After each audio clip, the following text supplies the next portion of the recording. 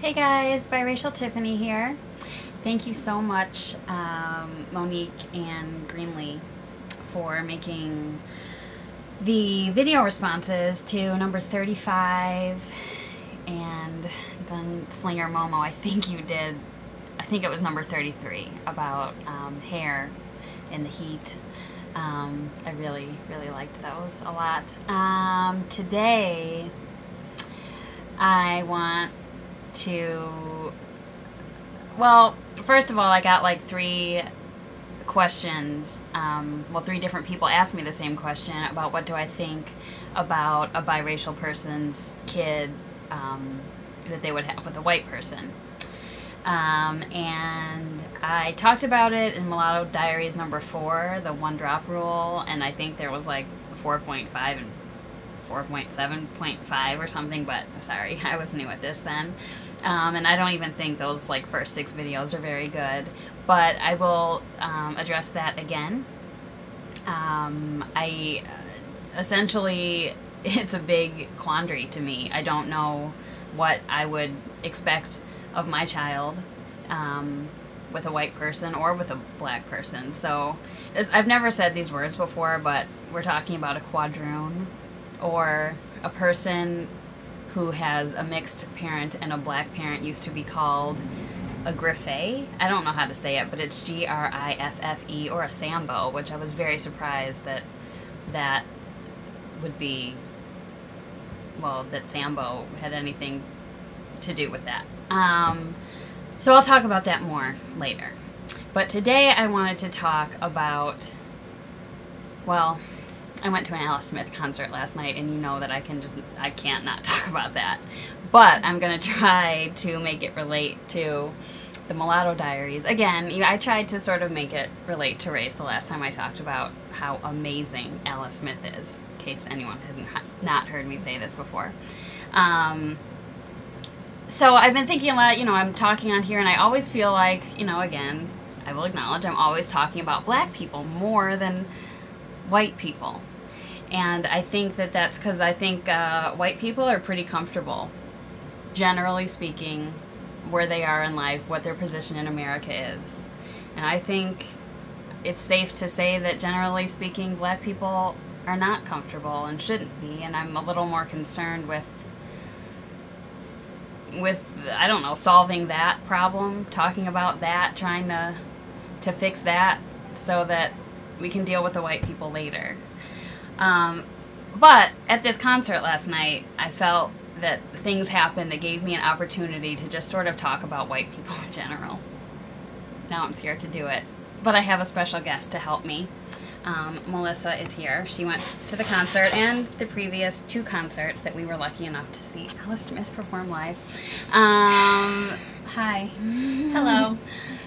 So, well, Alice Smith is just so crazy good. But let's start with the beginning. We went also with our friend Jim. We did. I wish Jim was here. Who is a white man. Yes, a white man. And he would be right here. He would be. It feels like he should. Yeah. He is there, actually. Okay. So the concert was really a Citizen Cope concert, and Alice Smith is the opening act, and I hear that she performs with him, but we accidentally left, thinking that we were done seeing Alice Smith for the night, and who cares about Citizen Cope?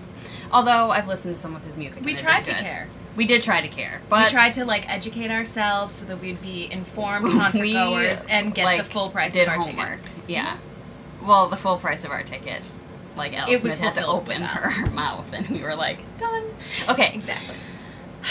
So Alice Smith starts, and we are so freaking excited, and I, get teary because I'm so happy to see her, A.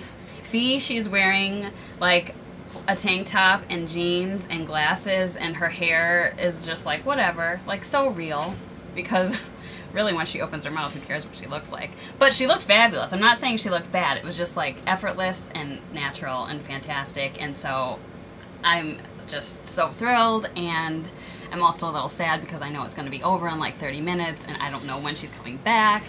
I know some people are in London, and she's going to be there, next week. And she's going to be in Paris for a day, too, or something like that. Please go. Please go. I will, like, give you your money back if you don't like it. And in Hyde Park, London, I would love to be at this concert. She's opening for Counting Crows and Ben Harper. And I've seen Ben Harper perform in concert, and that also... Yeah, biracial Ben Harper, who has a child or 2 or 3 with Laura Dern, who's white, and so, like... That's a quarter black child. Yeah. So, you know, it's all relative. Yes. But this is what happened. Like, I mentioned before that when I go to an Alice Smith concert, like, I'm brave enough to dance because that's how moved I am. Mm-hmm. You and can't last not. night was no exception, people. Mm-hmm. None. Even Alice Smith was dancing a lot. And normally she is a clapper. She loves to clap. Last night she was just, like, going for it, and she was dancing. So, you know, that happens every time we go to a concert of Alice Smith. But this is the first time that we're kind of the only people there that are there for Alice Smith. Mm-hmm. The other people are like, tick-tock, come on. It's right. Their loss. I don't know how you could have that attitude. But anyway. She won over a lot of fans. She did. Maybe thanks to us. But, okay, we're running out of time, and we have to make our point. Okay. We're dancing furiously, kind of. And, like, every group... Like, hands up. Hands were up. Yeah, but that wasn't even, like, the meat of the dancing. All these groups of white people were, like, staring at us, enjoying Alice Smith. Very much so. And I tried to not let this distract me, but I couldn't not notice. It was an effort for me to not, like, there was stop a lot of, and be like, what? There was a lot of turning around, because it was a tight, like, concert where everyone's standing. Yeah, there's no seats or anything. It's no. Like a hall, or, I mean, I don't know how to describe the place, because... But it involved that stuff in order to see us. Oh, yeah, there was, like, craning of necks. We were more interesting, it seems, than the girl who fainted in front of us and had to be taken out. Yes. Like, people were not even noticing that because we were enjoying Alice Smith so much and dancing. So this led us... Now, these were all, like, young-ish white people. It looked like Connecticut and New Jersey, just, like, all over the place. Yeah, and it was kind of, like, college age. A lot of Abercrombie and Fitch. Or people who are no longer college age but wish they were... Mm-hmm. Like, kind of fraternity, sorority type people, and we know and love lots of those kinds of people. I am that person, like, every now and then. Not gonna lie. Every now, actually.